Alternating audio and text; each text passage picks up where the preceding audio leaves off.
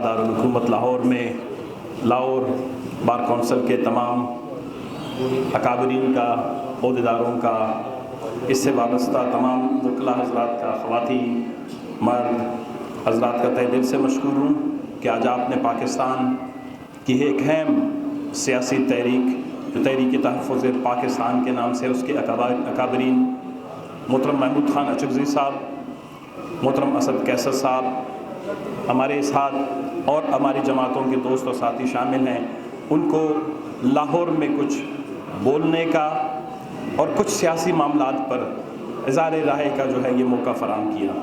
मैं लाहौर के तमाम सहाफ़ी हज़रात का, सोशल मीडिया से ताल्लुक़ रखने वाले जर्नलिस्ट का तहे दिल से मशकूर हूँ कि पाकिस्तान में जो कदगनें माशाअल्लाह अदवार में लगाई जाती थी वो कदगनें तकरीबन आहिस्ता आहिस्ता टूट चुकी हैं। वो जंजीरें बड़ी रेशमी सी हो गई हैं। गो के पाकिस्तान में अभी तक जंजीरें लगती तो काफ़ी ज़ोर से हैं। ग़ुलामी की, आज़ादी सल्ब करने की, आवाज़ दबाने की, जमहूरियत और आहीन को पामाल करने का सिलसिला तो पाकिस्तान में अब भी जारी है।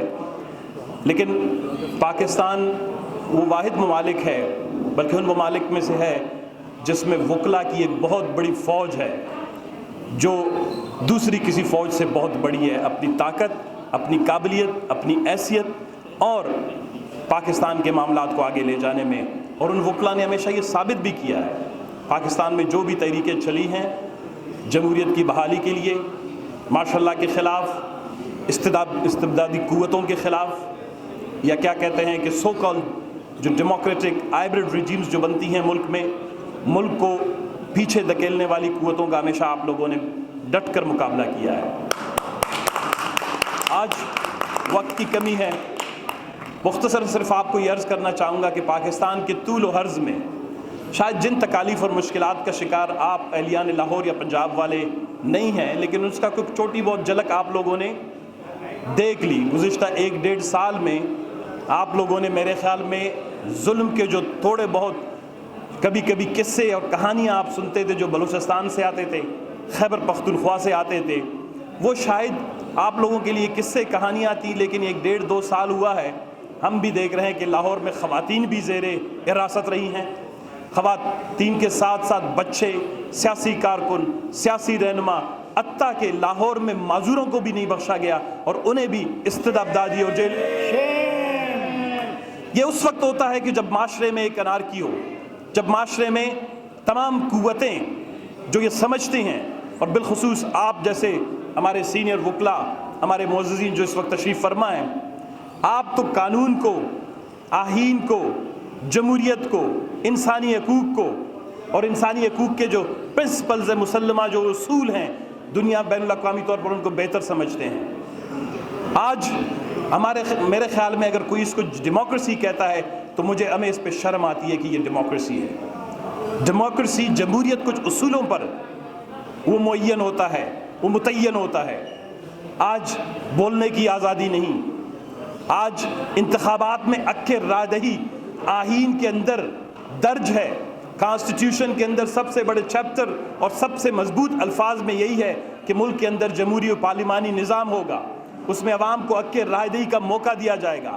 कल हमारे सिपाही सालार ने ये बात की है कि लोग आहीन के दायरे में रह कर, वो मेरे ख्याल किसी एक आइन का आर्टिकल उन्होंने दिया है जो इज़हार राय से, आज़ादी से मुतल्लिक है, राइट टू स्पीच 19। मैं सिर्फ ये बताना चाहता हूँ कि आइन में और भी सफ़ात हैं, किसी 1-2 सफ़ात पे जाके देखें, एक शेड्यूल भी आता है जहाँ पर खुदा, रसूल, आहीन, कानून को गवाह बना कर ये कहा जाता है कि हम अवाम की अक्के आखिमियत की बहाली के हवाले से अक्के राहदही को ख़राब करने में किसी किस्म की मुदाखलत नहीं करेंगे। वो शेड्यूल कहाँ पे है? क्या ज़ुबान बंदी से मुतल्लिक आर्टिकल आपको नजर आ जाता है? लोगों की जुबान पे ताले लगाने वाले, और एक ऐसे शहर में जहां अल्लामा इकबाल की तस्वीर लगी हो, जहां फैज़ अहमद फैज़ ने यहाँ पर शायरी की हो, आज़ादी की, जो यहाँ पर एक लाहौर में जो है वो उसकी हवाएं अभी तक गरजती हों, अभी जालिब जैसे शोरा की और जमहूरी तहरीकों के जो है बहुत बहुत बड़े अकाबरीन यहाँ से गुजरे हैं। मेरे ख्याल में यहाँ पर आप लोग ये समझाएं उनको, शायद हमें वो ज़ुबान नहीं आती कि आहीन में कोई 260-270 के करीब आर्टिकल हैं। آئین کا جو پہلا چیپٹر ہے پرنسپلز آف پالیسی کے بعد وہ فنڈامنٹل رائٹس کا ہے جو 28 سے 27 جو ہے آرٹیکلز پر مشتمل ہے. کیا آئین کے باقی آرٹیکلوں پر عمل درآمد ہو رہا ہے؟ کیا آپ ہمیں کہتے ہیں کہ اظہار رائے دہی کے حوالے سے جو ہے آپ لوگ احتیاط کا مظاہرہ کریں؟ ہم یہ سمجھتے ہیں کہ یہ جو تحریک تحفظ پاکستان ہے وہ وہی بات کر رہا ہے جو آپ روزانہ عدالتوں میں جا کر کرتے ہیں. آپ نے اس آئین کی کتاب کو اٹھانا ہے. آج ہمارے معاشرے میں پاکستان کے ماتھے پر سب سے بڑا سیاہ داغ جو دبا جو ہے وہ اپنے شہریوں کو لاپتہ کرنے کا ہے. کبھی جن اور بھوت بھی انسانوں کو لاپتہ نہیں کرتے تھے، لیکن 21ویں صدی میں ایک جمہوری ملک میں، جمہوری معاشرے میں کیسے ہو سکتا ہے کہ ہزاروں کی تعداد میں عورتیں، بچے اور جوان جو ہیں وہ لاپتہ کر دیے جائیں؟ سیاسی اکابرین پر نہیں چلے گی، نہیں چلے گی، سٹی گولی کی سرکار نہیں چلے گی، نہیں چلے گی. سیاسی ہم نہیں مانتے، ہم نہیں مانتے، ہم نہیں مانتے. سیاسی اکابرین پر پابندی لائی ہے. اور میں یہ سمجھتا ہوں کہ آپ لوگوں نے تحریک تحفظ پاکستان کا جو ابھی انشاءاللہ جلدی سے ایک انٹرم جو ایک قسم کا مینیفیسٹو ہے وہ سارے دوست مل کے تمام جماعتیں بنائیں گے، اس میں آپ لوگوں نے خیبر پختونخوا کے ماہوں کا، بہنوں کا، بیویوں کا، بیٹیوں کا، بزرگوں کا درد اور کرب جو وہ پشتوں میں ہیں اس کو اردو میں، انگریزی میں لاہور کی عدالتوں میں آپ لے آئیں. آپ ثابت کریں کہ آپ کے دل بھی دھڑکتے ہیں خیبر پختونخوا کے لوگوں کے ساتھ، بلوچستان کے لوگوں کے ساتھ، سندھ کے لوگوں کے ساتھ، پنجاب کے غریبوں کے ساتھ.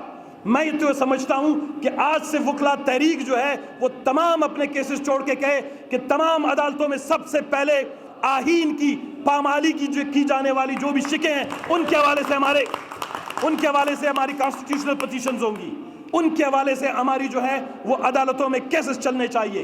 جوڈیشری کو پابند کریں. اور اس میں آپ جیسے بار کونسل کا بڑا کردار ہو سکتا ہے. پوری دنیا کی تاریخ دیکھ لیں، نیلسن منڈیلا کی دیکھیں، ڈسمنڈ ٹوٹو کی دیکھ لیں، برازیل میں دیکھیں، ارجنٹینا میں دیکھیں، امریکہ میں دیکھیں.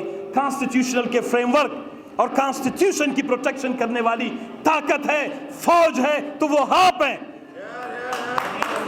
اگر آپ وکلا جو ہیں وہ آئین کی تحفظ نہیں کریں گے تو ایک عام غریب سیاسی کارکن جو ریڈی چلاتا ہے، جو نان شبینہ کا محتاج ہے، جس کی بیوی اور بچوں کو ڈرا دمکا کے لاپتہ کر دیا جاتا ہے، وہ کہاں کانسٹیٹیوشن کی پروٹیکشن کی تحریک چلا سکتا ہے؟ یہ کانسٹیٹیوشن آپ کے کندھوں پہ ہے.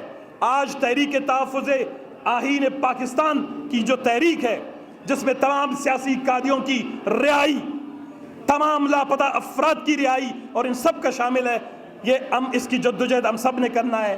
وقت کی کمی ہے. میں ایک دفعہ پھر تہ دل سے مشکور ہوں اہلیان لاہور کے، اور مجھے امید ہے یہ تحریک لاہور سے جو ہے حبیب جاہلب کی شاعری اور فیض احمد فیض کی شاعری میں جو ہے انشاءاللہ پاکستان کے اندر ایک نئی تاریخ رقم کرے گی. والسلام.